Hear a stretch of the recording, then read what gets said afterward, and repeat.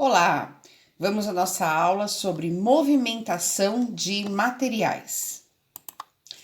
Qual o conceito, né? O que é movimentação de materiais? Então, é um processo no qual apresenta a mudança local de um determinado item dentro de uma determinada circunstância. Então, é como você movimenta um material, uma matéria-prima ou um produto dentro da sua empresa. E aí nós temos algumas classificações, alguns termos que precisam ser identificados antes que realmente vamos começar aos exemplos, né? Então, primeiro termo, granel. Então, métodos e equipamentos de transportes usados desde a extração até o armazenamento. Então, granel, você pensa em um produto solto. Por exemplo, quando a gente vai colher café, o café solto ele está a granel. Carga unitária, são cargas contidas em um único recipiente. O que é embalagem? Aí a gente está falando das técnicas usadas no projeto, seleção e utilização de recipientes para transporte de produtos em processos e acabados. Armazenagem, recebimento, empilhamento ou colocação em prateleiras ou em suportes especiais. Vias de transporte, é o estudo do carregamento. A definição do modal de transporte, desembarque e transferência para vias de transporte de todos os materiais. E análise de dados são os aspectos analíticos dessa movimentação de materiais. A gente vai ver tudo isso agora em cada ponto da aula. Primeiro, quais são as principais abordagens que a gente tem que ter quando a gente fala em movimentação de materiais? O primeiro ponto a analisar é a redução de custos. Quando a gente fala de mão de obra, então a gente vai estudar aí a substituição do braçal pelos meios mecânicos. Como é que eu reduzo o custo? Eu diminuo as pessoas, né, a folha de pagamento dos salários das pessoas por uma máquina. Então eu reduzo o custo de mão de obra. Materiais. Quanto melhor o acondicionamento e transporte mais racional, também eu reduzo esse custo. Despesas gerais, racionalização dos processos, ou seja, quanto mais bem traçado for o processo, mais eu vou também reduzir o meu custo. Outra abordagem é pensar no aumento da capacidade produtiva. As empresas elas precisam produzir cada vez mais. Então, aumento de produção, intensificação do fornecimento. Quanto mais rápido e preciso for o fornecimento da matéria-prima na linha de produção, maior vai ser a minha capacidade produtiva. Imagina, o profissional tem que ficar parado porque não chegou material, ou a máquina, a produção toda parar porque falta material. Então, essa é uma preocupação também, é uma abordagem da movimentação de materiais dentro da administração de materiais. Outra abordagem é pensar nas condições de trabalho.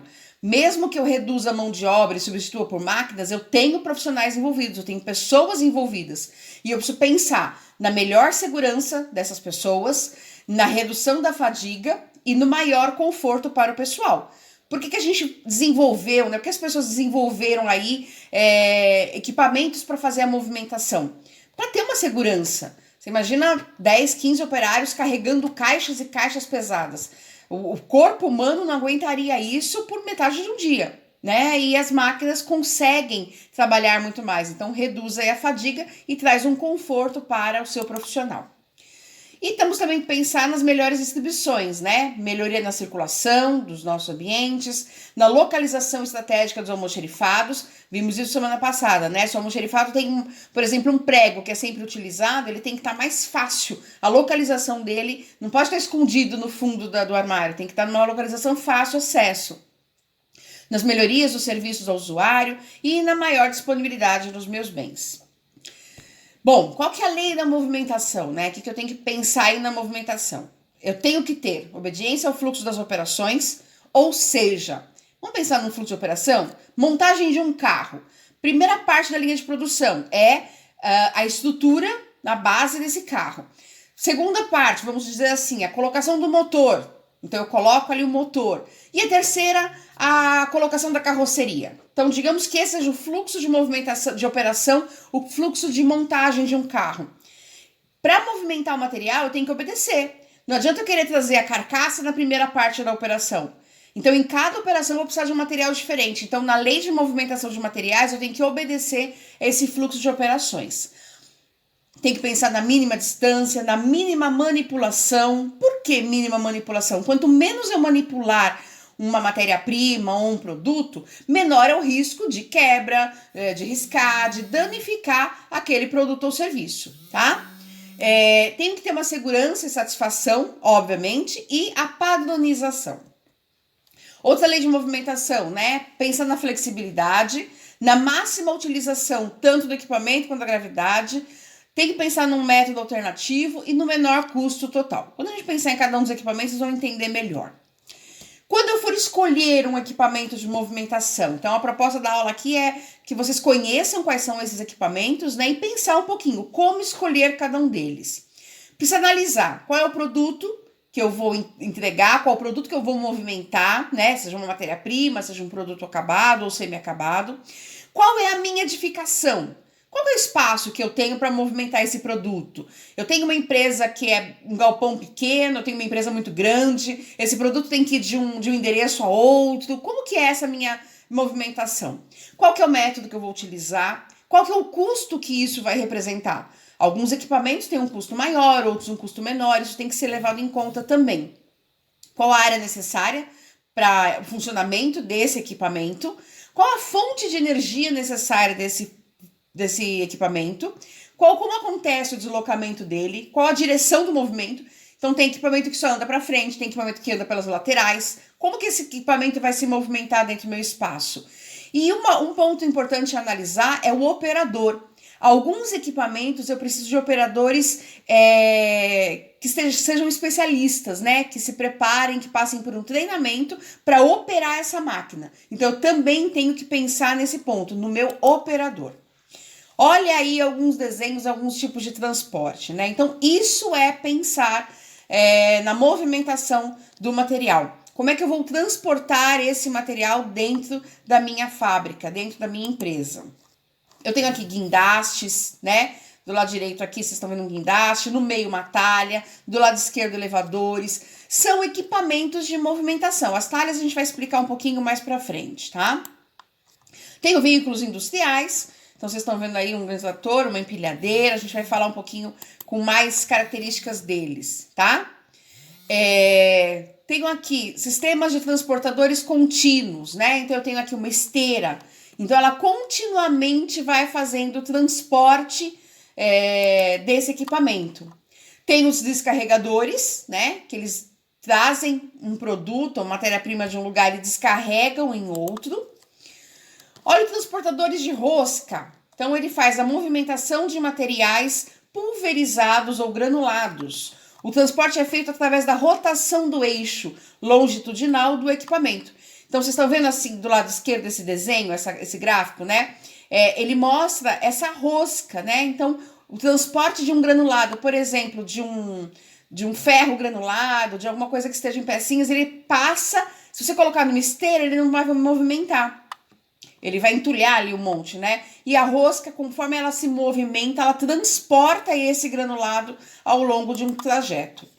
Temos o transportador magnético. Então, movimentação de peças e recipientes de ferro e aço.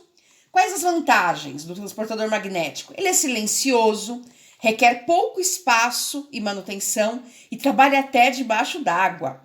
A desvantagem é que ele só trabalha com materiais ferrosos. Então, vocês estão vendo ali essa esteira, né? Um transportador magnético. O transportador pneumático, vocês também vão ouvir falar bastante dele. Então, ele é usado em transporte e injeção de materiais granulados e pós. A vantagem, funciona em qualquer tipo de trajeto, vedação, custo de manutenção. E as desvantagens? Somente materiais de pequena granulometria e não abrasivos. O que é pequena granulometria? São pequenas peças. Um produto granulado é um produto que venha em grãos, né? Ou em pedacinhos muito pequenininhos. Então, quanto menor, mais eficaz vai ser o transportador pneumático. Transportador vibratório. Usado em transporte de materiais granulados, conjuntos moldados, areias ou peças. Então, vocês estão vendo essas grandes esteiras, né? Por que é chamado transportador vibratório? Porque ela vai vibrando, né? Conforme ela vai se mexendo ali, vibrando, o granulado, ou areia, uma pecinha pequena que está ali dentro, ela vai se movimentando ao longo dessa esteira. Transportador de rolete livre. Nesse não há mecanismo de acionamento, então não tem um botãozinho lá de liga e desliga, somente a força da gravidade ou manual. Então, ele está parado, quietinho, conforme se coloca ali um produto, a força da gravidade faz com que ele funcione. É um sistema de transporte mais econômico, não há manutenção, até por não existir um motor, não existir energia elétrica, né? E permite o transporte de todos os materiais não a granel. Então, como eu falei, né? Se não for aquelas pecinhas pequenininhas ou produto solto, ele é possível. Uma caixa, perfeitamente você consegue usar o transportador de rolete livre. Transportador aéreo de correntes.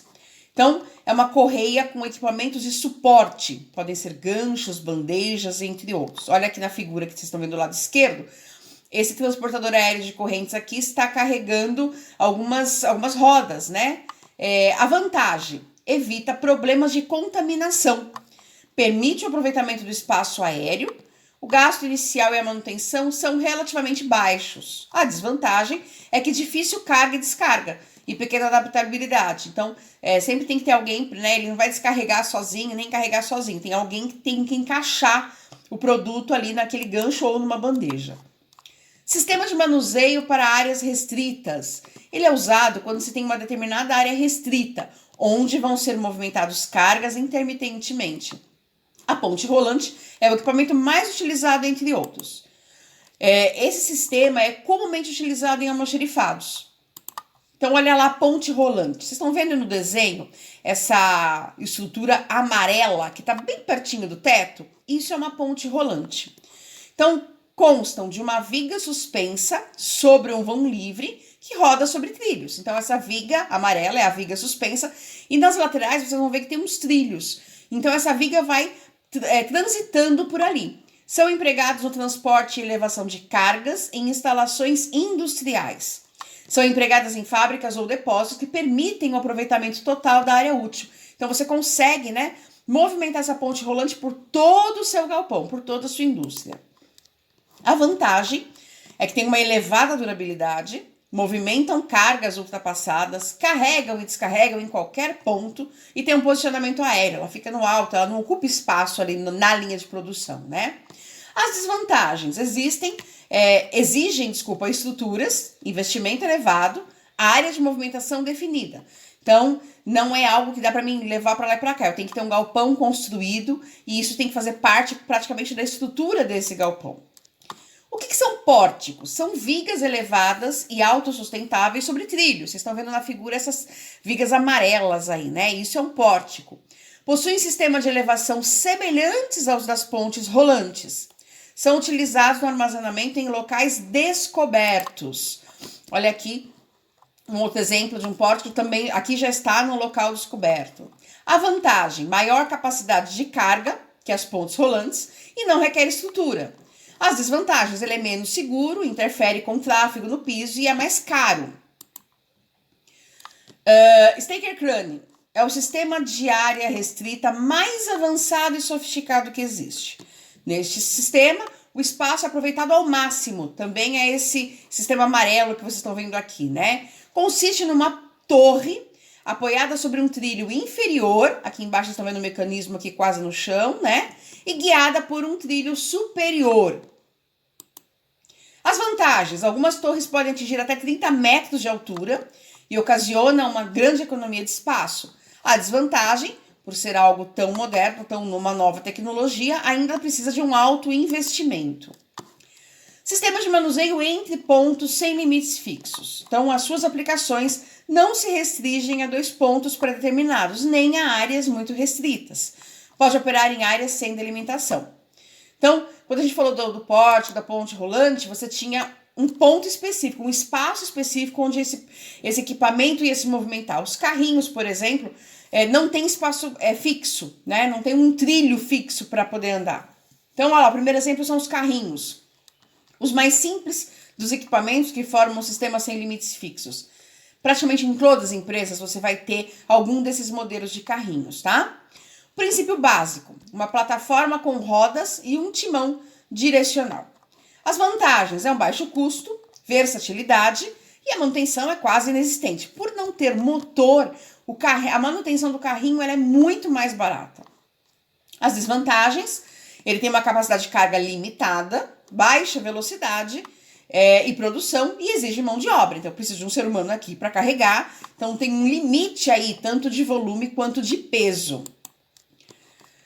A palheteira ou carro pallet. Então, lembrando, a gente viu na aula passada, o pallet, aquela estrutura, né, de ferro, de madeira, de plástico, onde eu vou colocar caixas em cima, onde eu vou poder empilhar produtos em cima. Então, o carro pallet ou a palheteira são carrinhos com braços metálicos em forma de garfo, que são esses dentes aqui embaixo, e um pistão hidráulico para elevação da carga, ou uma pequena elevação. Podem ser motorizados ou não. Então, o desenho do lado esquerdo tem ali, né, um motor e o da direita não. E as empilhadeiras? É um veículo automotor utilizado para movimentar, transportar e sustentar cargas, dotada de garfos também e outros dispositivos que permite essa movimentação no deslocamento de materiais, tanto no sentido horizontal quanto no sentido vertical, carregando ou empilhando. As vantagens da empilhadeira: livre escolha do caminho, exige pouca largura dos corredores, tem uma segurança do operário e da carga e diminui a mão de obra. Eu preciso apenas de um operador. Se eu for carregar a mesma quantidade de produto em carrinhos, né, eu vou ter uma capacidade menor. Eu preciso de vários carrinhos, vários profissionais, e eu tenho o perigo disso cair e machucar alguém. Então, a empilhadeira tem uma segurança, tanto ao operário quanto à carga, maior. A desvantagem da empilhadeira: retornam quase sempre vazias, então ela leva uma caixa, ela vai voltar vazia.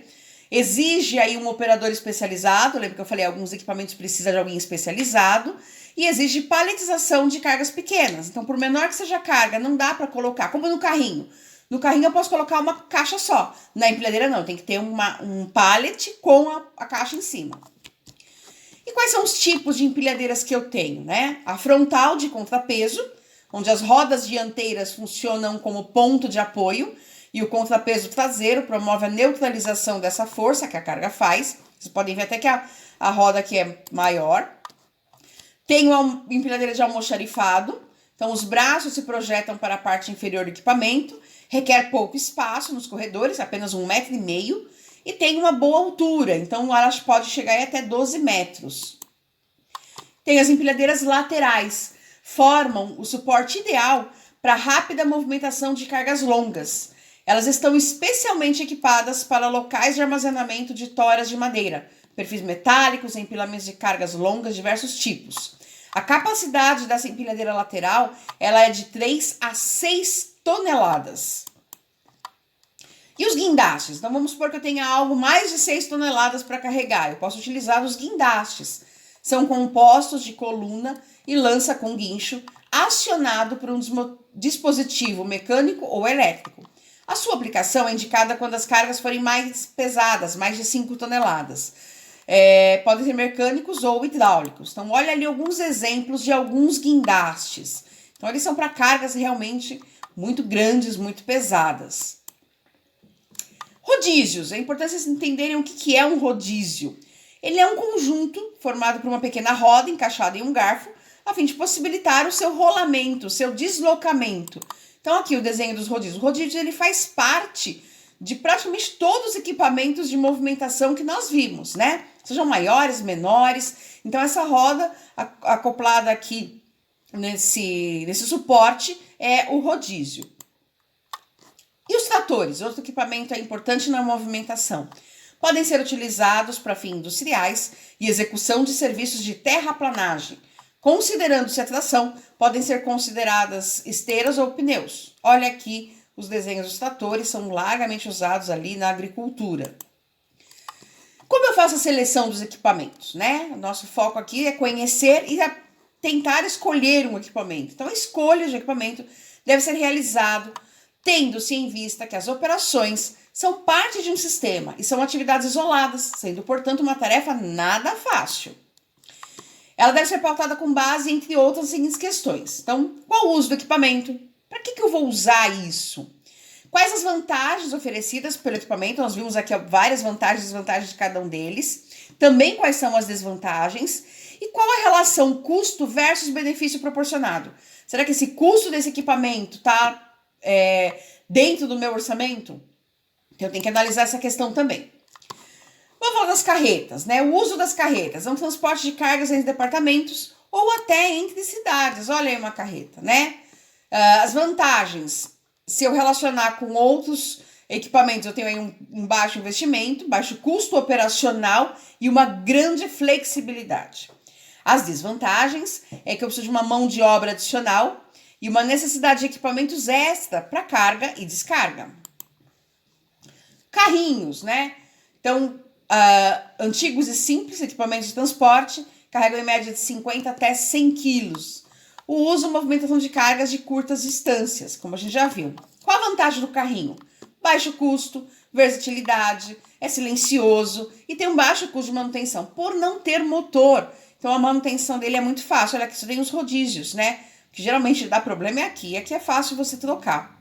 Quais são as desvantagens? Uma baixa capacidade de atuação e o raio de atuação, né? Ele não vai a longas distâncias. E tem uma baixa produtividade, porque eu tenho que fazer várias viagens para carregar um número maior de caixas ou de equipamentos. As empilhadeiras frontais. Então, qual que é o uso dela? Deslocar, movimentar e levar cargas em todos os setores de atividade. Vantagem, material mais robusto para utilização, intensiva e polivalente. Permitem cargas mais pesadas e volumosas, né? E tem uma versatilidade quanto ao local de operação. Consigo trabalhar em vários pisos e ambientes diferentes. Quais são as desvantagens? O retorno é quase sempre vazio. Eu tenho uma diminuição da capacidade com o aumento da altura de elevação. O transporte é lento em relação a equipamentos mais especializados. E as talhas? Eu falei que a gente ia mostrar um pouquinho mais sobre as talhas, né? O que eram, como funcionam. Então, elas são indicadas para deslocar cargas muito pesadas, volumosas e cargas desajeitadas, com uma frequência variável. Então, os usos: deslocamento vertical, deslocamento horizontal, movimentação de cargas pesadas e desajeitadas. Olha aí o desenho de novo dela, né? A vantagem é um baixo custo inicial e uma facilidade de instalação. Você está vendo um gancho ali que eu consigo instalar no suporte facilmente. Quais são as desvantagens? Ela é desaconselhada para produção em série.